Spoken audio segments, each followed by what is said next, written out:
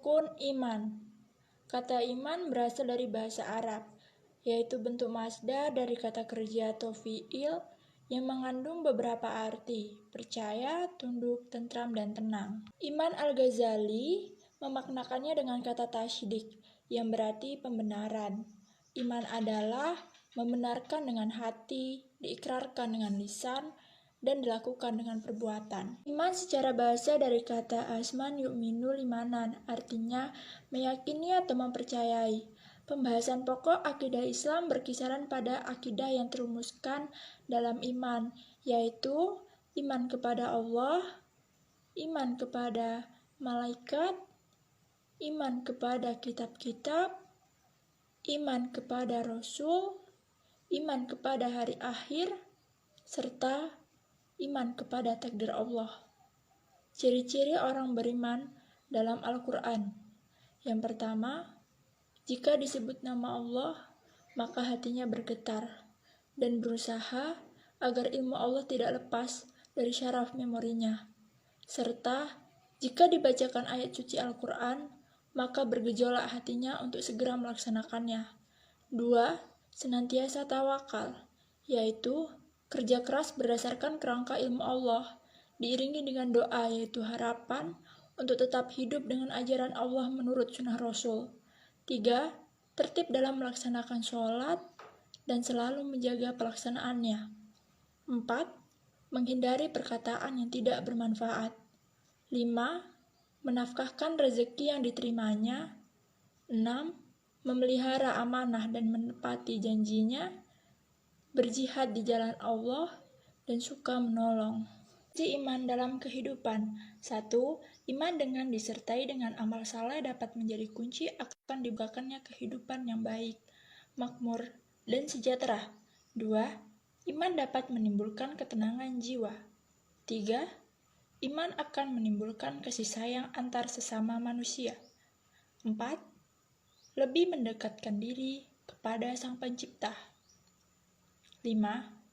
Iman akan membebaskan manusia dari kekuasaan orang lain. 6. Orang beriman akan mendapatkan pertolongan dari Allah Subhanahu wa Ta'ala. 7. Membawa keberkahan di langit dan bumi. 8. Dijanjikan akan mendapatkan surga. 9. Dengan iman hidup akan lebih terarah. 10. Iman membawa manusia pada kedamaian. 11. Dengan iman, hidup kita lebih sederhana, semangat dalam mencapai sesuatu. Dan yang ke-12, iman akan membuat kita menjadi lebih sabar. Kata Islam berasal dari bahasa Arab, adalah bentuk masdar dari kata kerja, yang secara etimologi mengandung makna sejahtera, tidak cacat, selamat. Seterusnya, kata Islam dan Slim mengandung arti kedamaian, kepatuhan, dan penyerahan diri.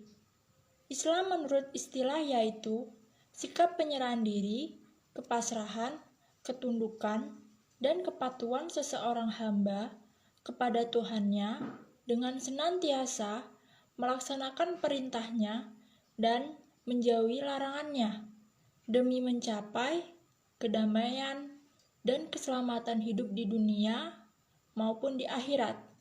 Islam sebagai agama tidak terlepas dari adanya unsur-unsur pembentukannya, yaitu berupa rukun Islam, membaca 2 kalimat syahadat, mendirikan sholat 5 waktu, menunaikan zakat, puasa Ramadan, serta haji ke Baitul jika mampu.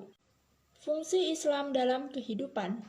Yang pertama, Islam berfungsi sebagai tuntunan bagi manusia agar memiliki akhlak al-karimah, perangai yang mulia dan terpuji. 2.